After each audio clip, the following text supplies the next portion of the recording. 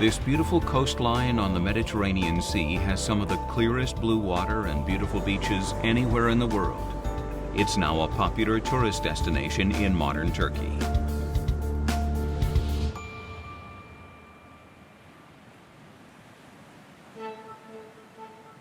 In this program, historian and expert on this region, Dr. Mark Wilson, leads us on a journey to discover the truth about the man we call Santa Claus. We're on a quest to follow the trail of one of the most important people in history.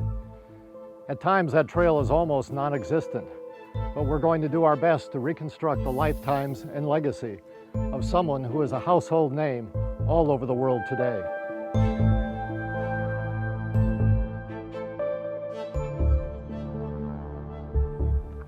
When I say the name St. Nicholas, I'm sure it triggers various images in your mind. Your image largely depends on what you've been taught or where you grew up.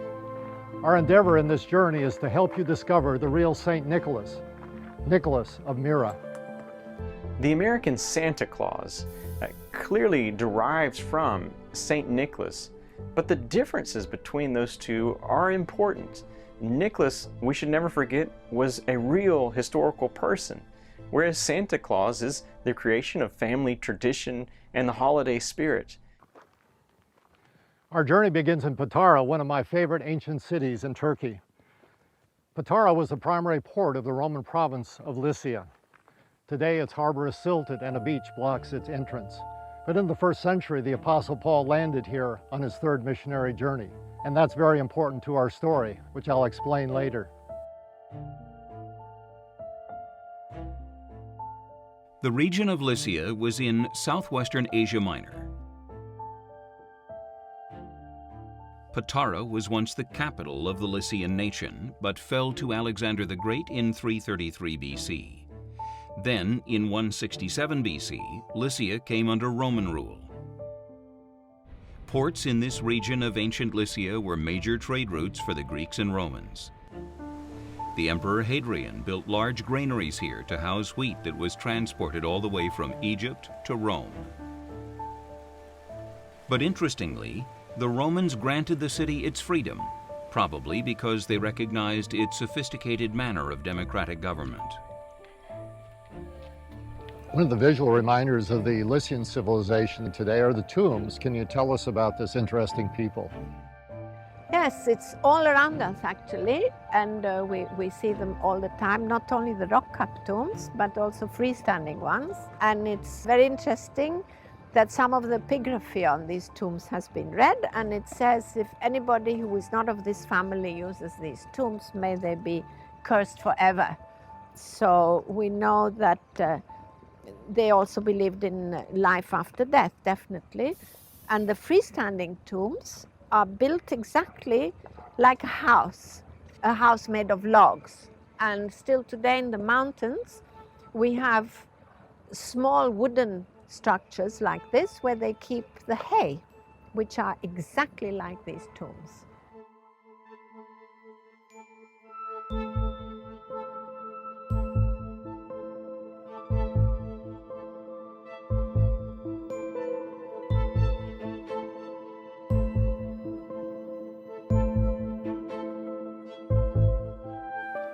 These are the remains of the lighthouse of Patara, built by the Emperor Nero.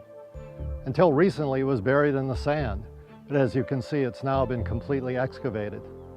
Archaeologists believe that its height was 100 feet tall and that it was built in AD 64, a few years after the Apostle Paul landed here. Today, it serves as an iconic reminder of the importance of this forgotten city.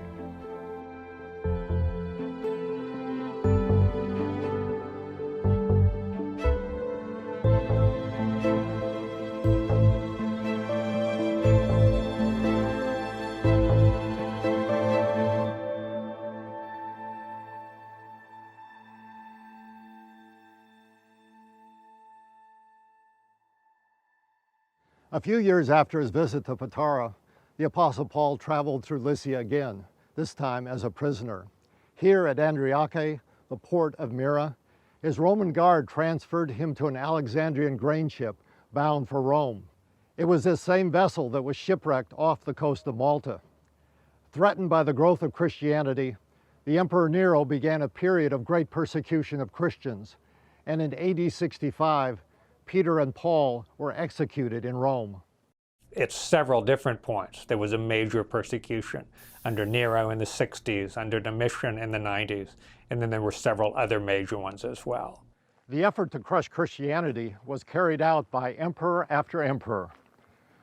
Persecution began under Decius around 250, when Themistocles, the bishop of Myra, was martyred.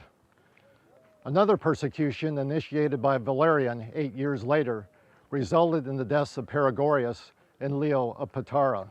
During periods of persecution, Christians responded in a variety of different ways. Of course, some of them remained very faithful.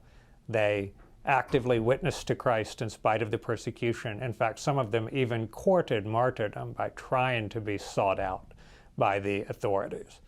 Well, what crime caused the deaths of these men? Simply, they refused to make public sacrifice to the Roman deities. It was around AD 260, into this small, besieged Christian community, that Nicholas was born.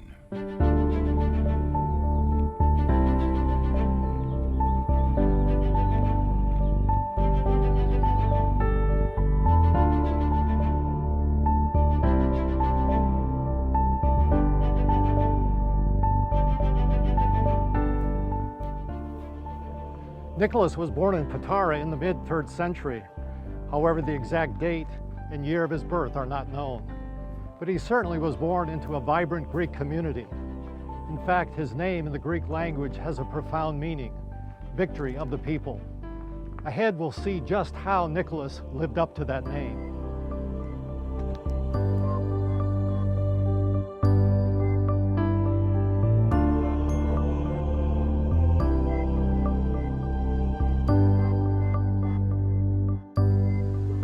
Nicholas's parents were successful in business. They were wealthy and probably traded with merchants passing through this prosperous city. His family had embraced Christianity. No doubt Nicholas grew up learning about the Apostle Paul's visits here. Perhaps Paul or some of his followers were even responsible for the first Christian converts in this area. And now, young Nicholas was a part of that growing movement, the church. But how can we know anything about St. Nicholas? There seem to be so many confusing stories about him. The puzzle regarding Nicholas began in the 9th or 10th century when an author mistakenly, or perhaps deliberately, combined stories about two bishops called Nicholas who lived 200 years apart. Saint Nicholas, who eventually became known as Nicholas of Myra, was often confused with Nicholas of Sion because there were similarities to their stories. The man who spent years sorting this out lives in Italy. The St. Nicholas Study Center in Bari, Italy was founded in 1990 by Dr. Gerardo Ciaffari.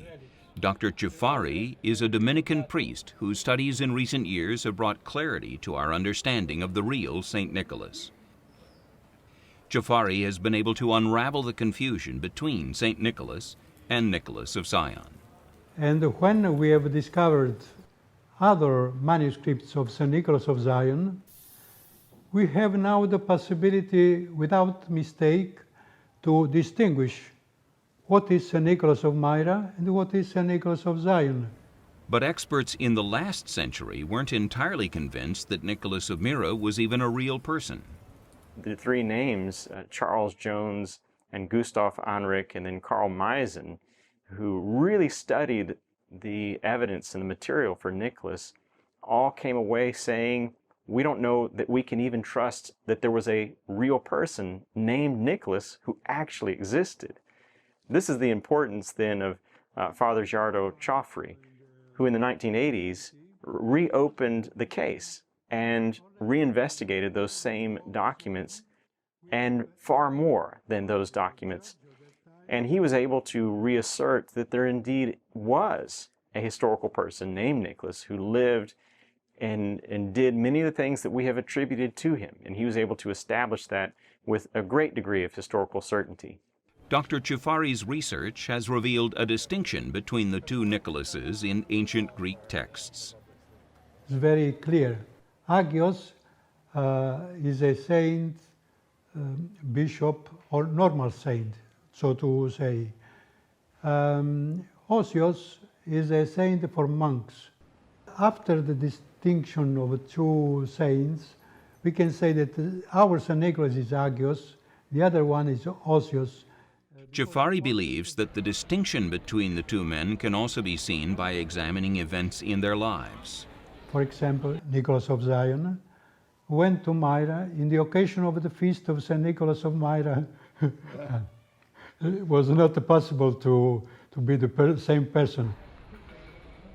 Now we have St. Nicholas of Myra, a real concrete person interested in a very real question of human life. The other one, St. Nicholas of Zion, was a monk. Carol Myers has dedicated years to the study of Nicholas, and she's responsible for creating one of the best public resources about him. It's a website, stnicholascenter.org. St. Nicholas stories and legends have grown up around a real man. And over time, those stories have enlarged and shifted, but they're rooted in the character of the man. And if it hadn't been that there was something so extraordinary about this person, there never would have developed the interest, the devotion, and the spread of his fame and legends and stories. But nothing appears to have been written about Nicholas during his lifetime. Experts can only guess why. It may be because he escaped the Roman executioner and died a natural death that so little fanfare was made about him. But it's more likely that documents were destroyed during the iconoclastic period in the 9th century or during the Crusades. All we know is that very few documents have ever been found. So we have to be sincere. We don't know very much about St. Nicholas. We know very much but in the history, but not about the man, Nicholas, very little. But this very little is sure.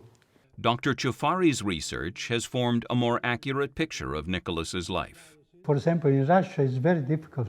After my conferences in Moscow and Kiev, they've started to write new lives, taking away Nicholas of Zion. But it's not easy because iconography, even here in the ceiling of the church, there are many, many apocryphal Nicholas of Zion episodes. So there is a real existential problem between iconography that we have to take away all many of these episodes. Jafari says we need to look at all the evidence with a critical eye.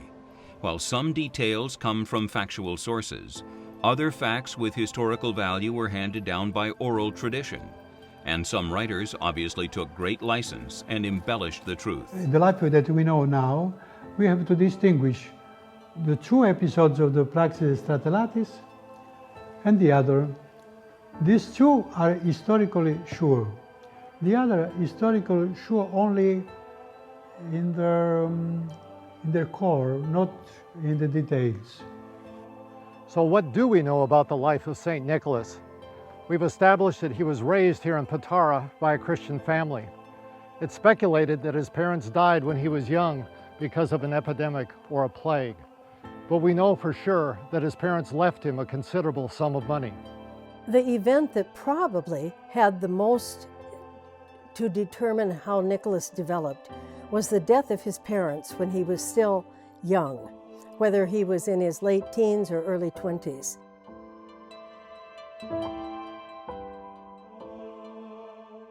If you've ever heard of Santa Claus, you'll probably recognize the next part of this story. You have to picture Nicholas as a young man, not yet a bishop, not yet a priest. He was looking for purpose in his life and for meaning and something to do with his life when he heard the story of a man in the city of Patara who had recently lost everything. He was financially ruined. He had 3 daughters, and they were of marriageable age. But in that time and that part of the world, if you didn't have money for a dowry, the payment that a woman would have to bring into a marriage, you could not be married. And so these 3 daughters couldn't marry. And without any means of providing for his daughters, the father struggled with the idea of sending them into prostitution. Nicholas decided to intervene. He didn't want to be known or specially called out for his acts of generosity. So in the middle of the night, he slipped out under cover of darkness, and he threw a bag of gold coins through the window into the house. It was found in the morning. The money was used as a dowry so that one of the girls might be able to marry out of their condition of poverty. When Nicholas saw how the money was used and how grateful the family was for that act of generosity, he decided to return. Nicholas repeated the action 2 more times so the other daughters could also be married. But the last time, the father had hidden in wait to discover who the benefactor was that was helping his family. And we heard the bag bang against the floor. He sprung up, ran out, and grabbed hold of this anonymous gift giver and spun him around. And Nicholas said, "Don't tell anyone, because I don't want people to know." The father agreed, although clearly he did not keep it secret for long, because we have come to know this story as well. Okay, let's stop right there. You're probably wondering, wasn't the money thrown down a chimney and landed in a stocking or a shoe? In Nicholas' time, houses did not have chimneys, and so the only way that Nicholas could toss the gold into the house was through the window. In this story of the 3 dowries, of 3 girls, you can see already just the bare essentials of the Santa Claus story. The idea of a nighttime anonymous gift giver and arriving and delivering gifts maybe through an open window. And in some later versions, Nicholas finds that the window is locked, and so he has to drop the bag of gold down the chimney, where it lands in a stocking that's hanging there by the fire to dry. So you can already see that there are little clues as to where the Santa Claus story comes from and where it will go. I think for that reason, this is one of the stories that has become the most popular St. Nicholas story that we have. Many artists through the centuries have depicted this famous story with Nicholas wearing clerical robes, but the event actually took place before he was a bishop. It's mistakes such as this that have added to the inaccuracies about him. But there's no doubt that later in life, Nicholas did become Bishop of Myra. A bishop at that time was responsible for representing the community in spiritual and civil affairs. But not long after Nicholas became bishop, one of the fiercest decades of persecution began for Christians. Nicaea was the capital of the Roman province of Bithynia, and we're overlooking the remains of the ancient theater in the city. In 256, the Goths sacked Nicaea, but just a few years later, in 284, Diocletian was proclaimed emperor just east of Nicaea. In one of his first acts, he rebuilt a city and called it the New Rome. And from Nicaea, Diocletian instigated the worst persecution of Christians to date. The capital of Nicaea had so many important both imperial and royal buildings, and whatever they had here from the workmanship point of view was an excellent piece of work. In 303, the Emperor Diocletian ordered the destruction of the main cathedral here in Nicaea and the burning of every copy of Scripture. His aim was to rid the empire of what the pagan population believed to be a wretched cult. The historian Lactantius tells us that Diocletian's reign was characterized by excessive cruelty to Christians. When the Emperor Diocletian issued the actual edicts of persecution in the year 303, he issued them from Nicaea. And that's significant because the persecution was far more intense in the eastern part of the empire, in Turkey and Syria and in Egypt, than it ever was in any of the western regions of the Roman Empire. Tradition holds that Methodius, bishop of nearby Olympos, was executed for his faith during the Great Persecution of 303, and Nicholas was thrown into prison. If a bishop was specifically targeted for persecution, there were various different things that could happen. He might be imprisoned, he might be forced to give up his see, He might be forced to flee in order to avoid persecution. It is possible that he might be executed, although in most cases that was relatively rare. But one thing that we have to remember is that the people carrying out the edicts did not necessarily have a lot of enthusiasm for the persecution. They may have had serious qualms in their conscience about executing a person because he was a Christian. On June 13th, 313, Nicholas's world was turned upside down again. On that very day, in a power play, Licinius, the new emperor of the Eastern Roman Empire, issued a letter from his palace in Nicaea. It was sent to the governor of every Roman province, including Lycia. The letter that Licinius wrote in the year 313 is normally regarded as granting freedom of religion to Christians. It did that, but it actually did more than that, because it gave to every person the right either to exercise the Christian faith or to exercise another religion. By naming Christianity specifically, the letter elevated Christianity from a persecuted status to a favored status within the Roman Empire. The letter of Licinius carried a message that echoed throughout the provinces: religious freedom for all. It decreed the return of church buildings and property that had been confiscated from the Christians. Finally, the followers of Jesus could practice their faith openly, without fear. In one of the greatest ironies of history, a Roman emperor himself now became a Christian. And with Constantine's conversion, the future of Christianity changed. As a result of Constantine's conversion and the beginnings of the flow of Roman money to the Christian church, there was a dramatic transformation of Christian art within the Roman Empire. In the 2nd and the 3rd centuries, Christian art in the Roman Empire had been quite primitive, and it was reflective of a very low-class, non-cultured constituency.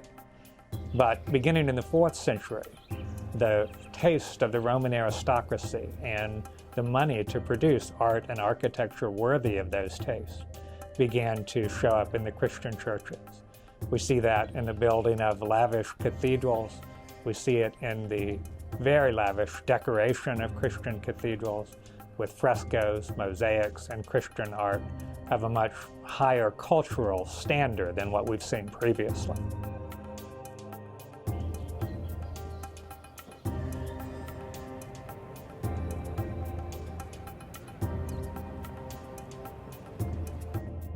Under Constantine, an era of church growth began, and the use of buildings for worship expanded quickly.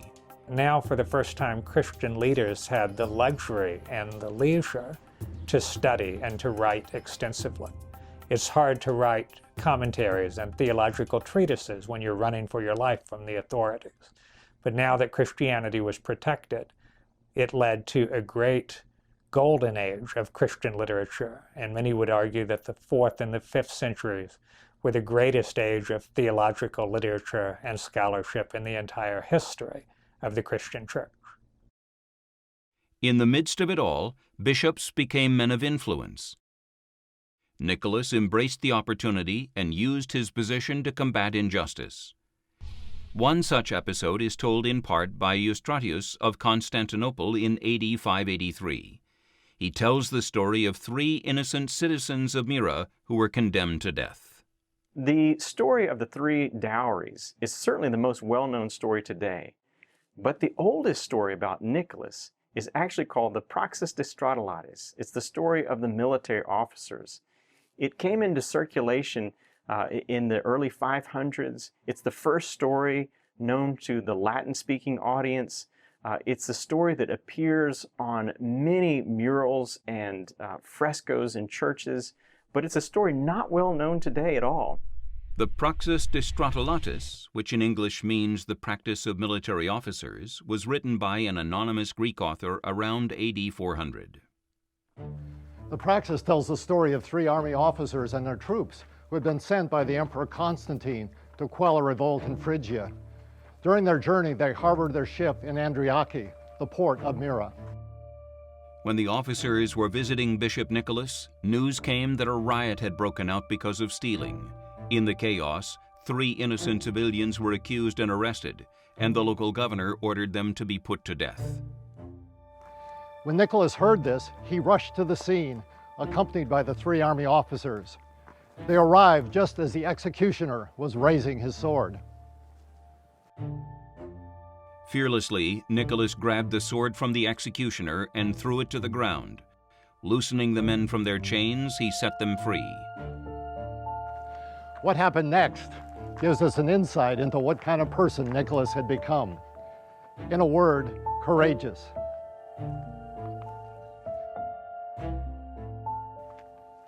Rushing to the Praetorium, Nicholas flung open the door and confronted the governor.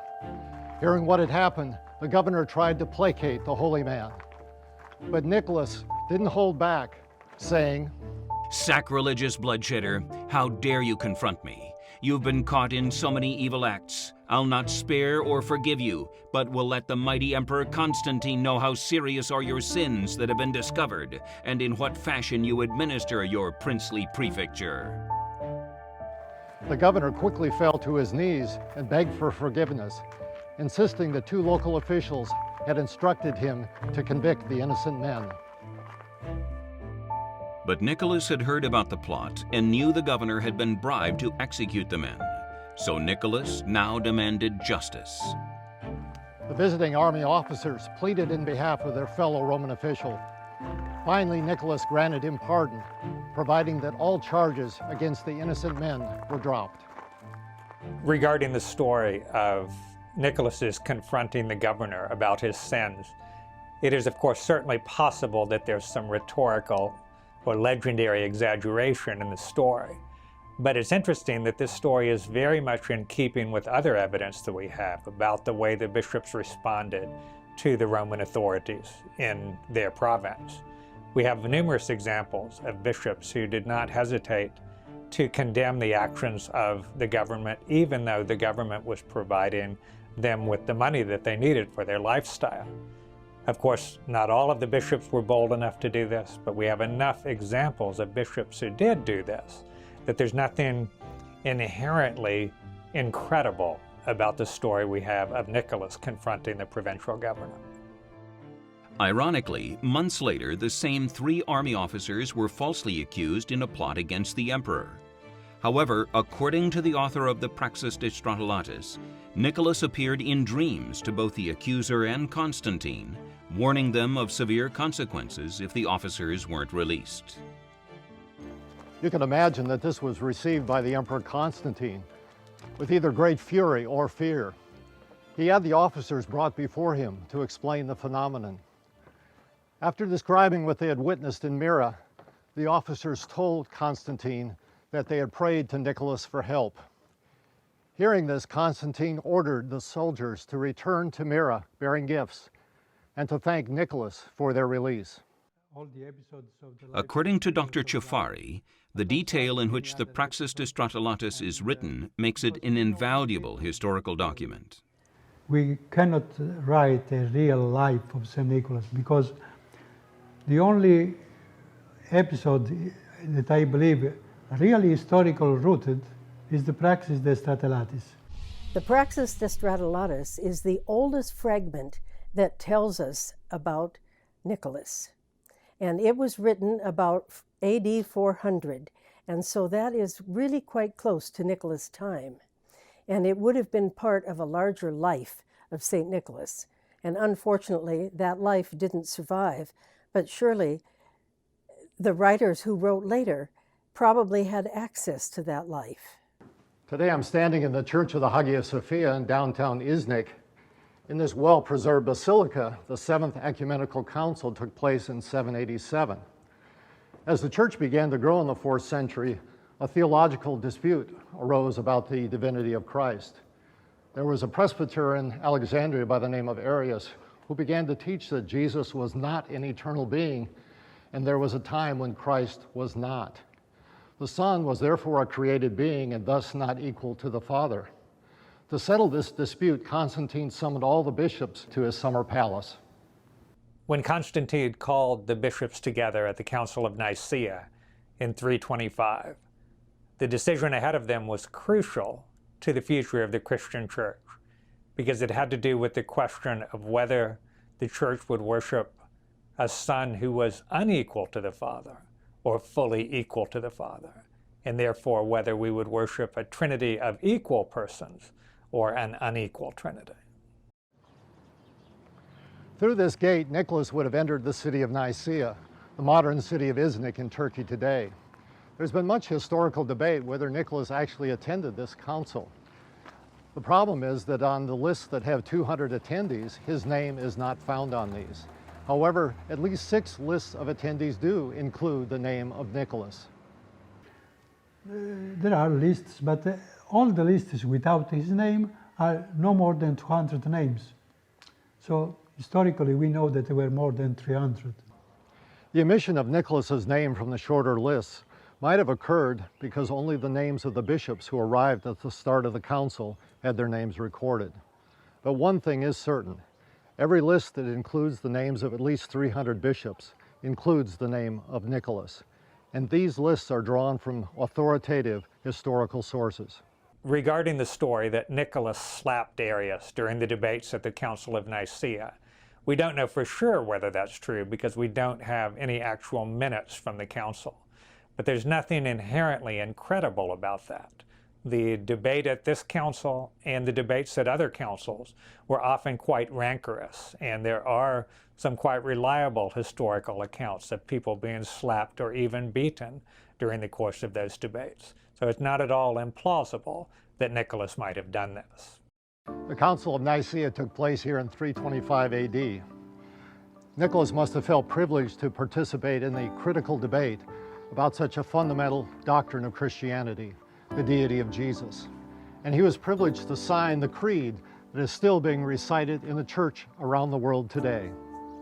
We believe in one God, the Father Almighty, maker of all things visible and invisible, and in one Lord Jesus Christ, the Son of God, begotten of the Father, the only begotten, that is, of the essence of the Father, God of God, light of light, very God of very God, begotten, not made, being of one substance with the Father, by whom all things were made, both in heaven and on earth, who for us men and for our salvation came down and was incarnate and was made man. He suffered, and the third day he rose again and ascended into heaven. From thence he shall come to judge the quick and the dead, and in the Holy Ghost.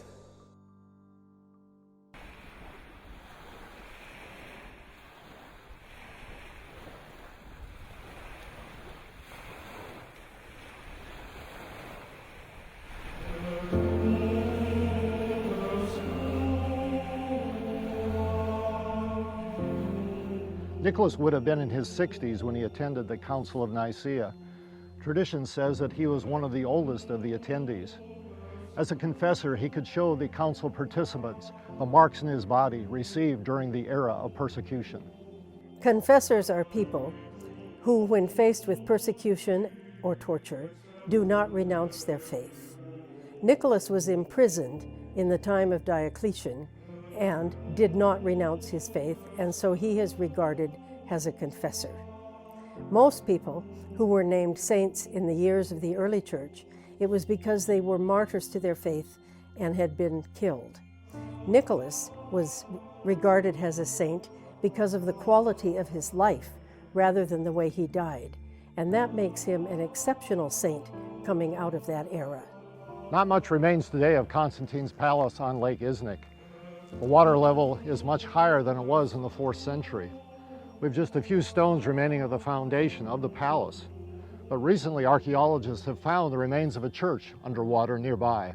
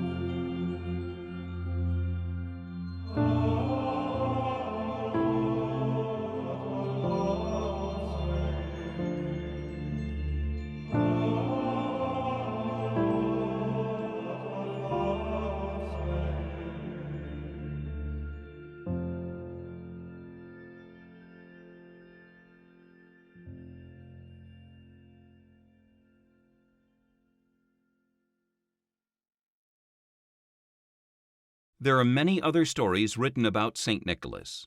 For example, some were documented by Michael the Archimandrite in the 8th century, and many are from the oral tradition.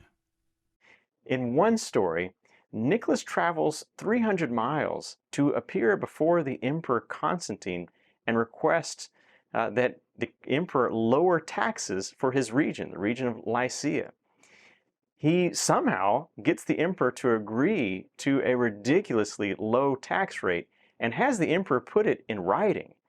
As soon as Nicholas leaves the palace of the emperor, he rolls up this document that has been signed and sealed by the emperor, ties it with a string, and throws it into the sea. Well, the next day, the Emperor Constantine realizes that he was a bit too generous, that maybe he overextended his grace, and that he might want that document back. He has Nicholas reappear before him. Nicholas can only say that the document is long gone, that he no longer has it. And indeed, back in Myra, fishermen have dredged up this document signed by the emperor, and when they unfurl it, they realize that it is a letter lowering taxes for the region. Once there was a famine in Myra, and Nicholas was very concerned about that, of course, because the people were starving.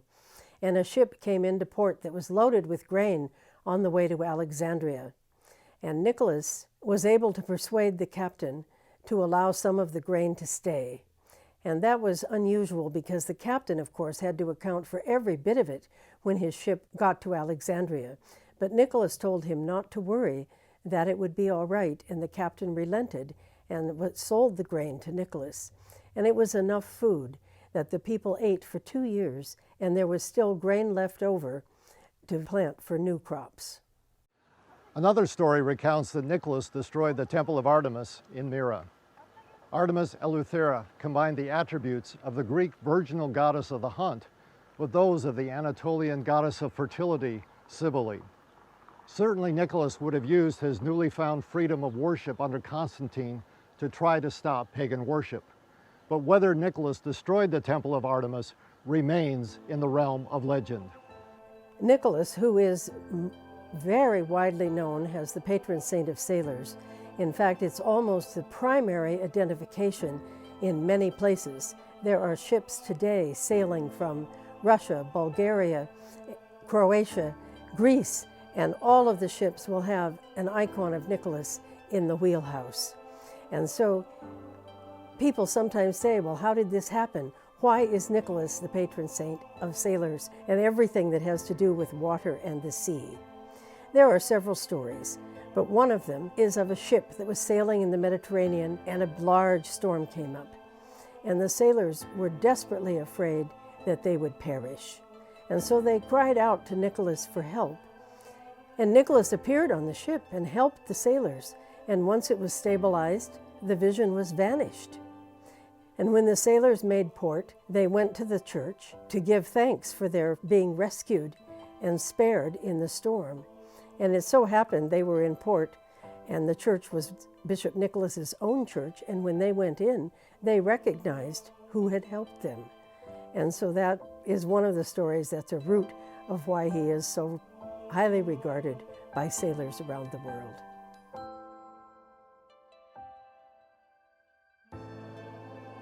There can be no doubt that the life and pastoral care of Nicholas had a transforming effect on the local population. His dynamic personality, boldness, and deep commitment to Christ made him a legend even in his own day. The fragments of fact that we have pieced together depict a man committed to justice and mercy, a real father of his people.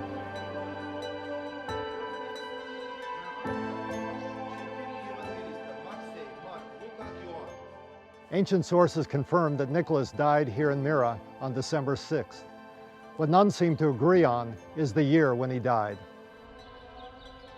The undeniable fact that a great man of God named Nicholas lived during Constantine's reign is supported by the use of his name after his death.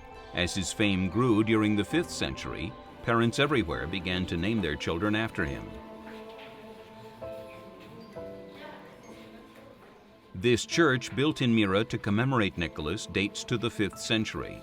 The basilica was built in the shape of a cross and housed the tomb of the saint.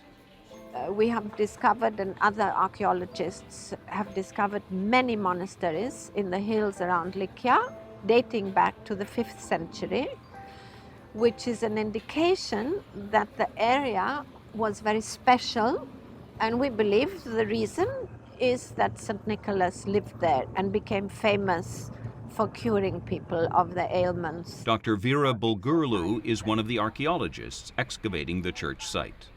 Can one of these sarcophagi in the church be associated with St. Nicholas? Definitely, it's in the burial chapel in this outer narthex, and the lid is very interesting because it has holes in it. It has 2 rows of holes because it means there were so many pilgrims that maybe 2 at once could pour oil through there. And they believed that once the oil touched the relics, and then they collected it on the other side and put it in their pilgrim flasks, that this would cure them. There are some stories you will see in the frescoes in his life cycle, in which these miracles are recited. But you must remember, all these paintings are 11th, 12th century. It's very difficult to have proof of these miracles, but mostly people recite these things from family to family. So we believe that, especially as a Greek Orthodox, I believe that he certainly did perform miracles. This is a main idea of any pilgrimage, to visit the place, which about I read, and just to renew in my mind to be more stronger and more true Christian. Today, the church has become a popular site for pilgrims from all over the world, especially for Russians. This statue of Nicholas here in the courtyard was donated by the Russian government in the year 2000. This is a central idea in church, to imitate Christ.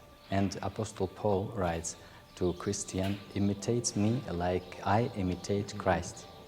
This is the same in my life, also in other priests, to imitate St. Nicholas as he imitated Christ.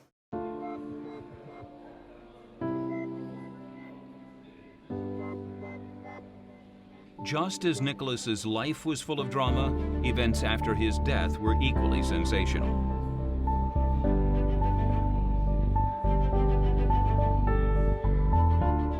For centuries, his remains lay peacefully here in his tomb in Myra, but a mysterious liquid described as myrrh oozed from the marble sarcophagus. Some believe it seeped from the saint's bones.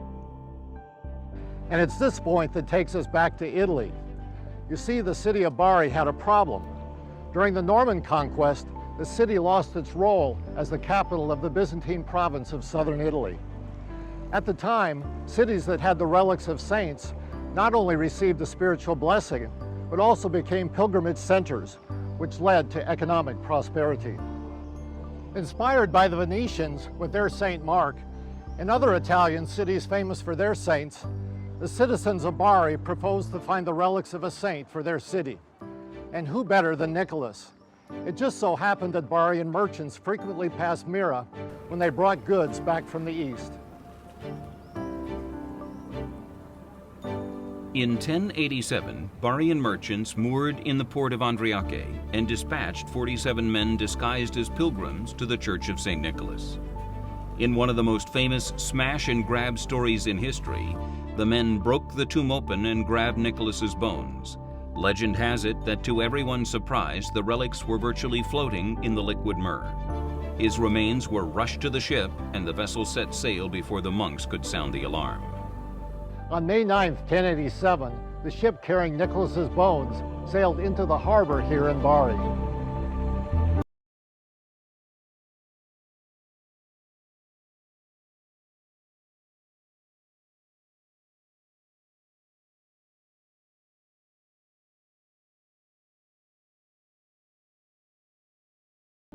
So Bari got its relics, and its prestige still continues today.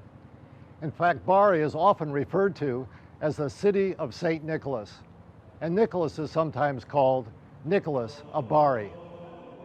Today, the Basilica of St. Nicholas in Bari safeguards the saint's relics. 4 reinforced concrete blocks ensure that no one is ever going to steal these bones again. A small hole in the upper front panel of the sarcophagus is unsealed on the evening of May 9th every year in order to extract the myrrh. It's diluted with water and made available to pilgrims. Over the centuries, the fame of this beloved saint has grown across the globe. But is there anything else we can learn about the real St. Nicholas? It just so happens we have a good idea of what he looked like. In the 1950s, while work was being done on the crypt, the Vatican allowed measurements and X-rays to be taken of Nicholas's skull and other bones. Then, in 2004, a facial anthropologist was engaged to construct a model of the saint's head. Dr. Carolyn Wilkinson is known worldwide for her forensic facial reconstructions. This project was a bit of a challenge for me because it involved producing a 3D model from effectively two-dimensional data, so in terms of images and craniometrics, but also because it involved a significant historical figure. It became a really interesting project to have the challenge of creating the 3D model of the skull and then for us to be able to depict what St. Nicholas looked like. This facial reconstruction helps us know what the real Greek Santa Claus actually looked like. But today we have an even better representation. In 2014, using the latest 3D interactive technology, Dr. Wilkinson updated the facial reconstruction. I think textured in a different way, what we've got now with our second depiction is basically the same face with some modern changes, but with a completely different texture system that's based on what we know about those people in that status from that period of time, from that part of the world. So the end result should be more reliable and less based on this Santa Claus image. The result is a man in his 60s with a long beard, round head, and square jaw. St. Nicholas also had a severely broken nose that healed asymmetrically. It may be that this happened during his time of persecution. You're looking at a facial facsimile of the real St. Nicholas. So there's damage to his nasal bones between the eyes, which is consistent with more than one breakage and then that healing. So it's been pushed in one direction and has reformed and healed slightly wonky. That would be consistent with a blow to the nose. How that happened, I don't know, that would be speculation. It would be consistent with a blow to the nose through somebody's fist, could be walking into a post, it could be falling off a horse. There may be a number of ways at how that happened. I think it's always really important with famous historical figures to get a sense of what they were really like as a person. And when someone is as important as St. Nicholas in terms of how he's been depicted throughout the years, having something that's based on science rather than on religion or on propaganda is quite interesting, I think. So we get a sense of what his face was like. There's some speculation in relation to his facial hair, etc. But what we're getting is a sense of the real person rather than the stories that are associated with St. Nicholas.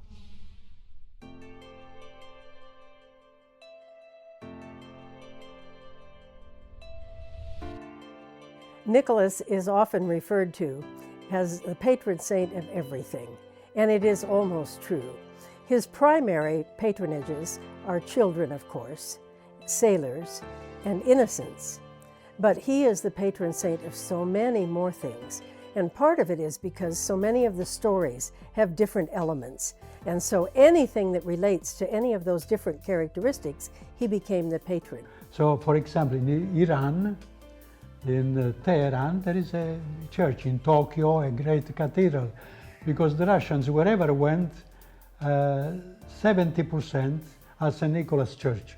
So we have everywhere in the world St. Nicholas Church. In the United States are about 500, 600 Catholics, Orthodox, and Protestants.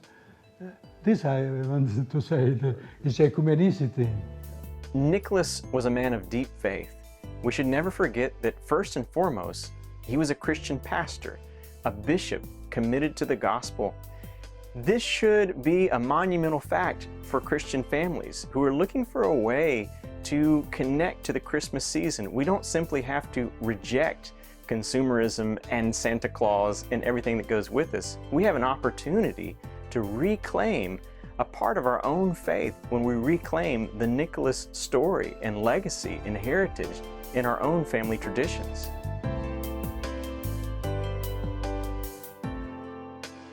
As children everywhere eagerly await the coming of that mythical man on Christmas Eve, the real St. Nicholas has left us a legacy to treasure far more than just colorfully wrapped presents.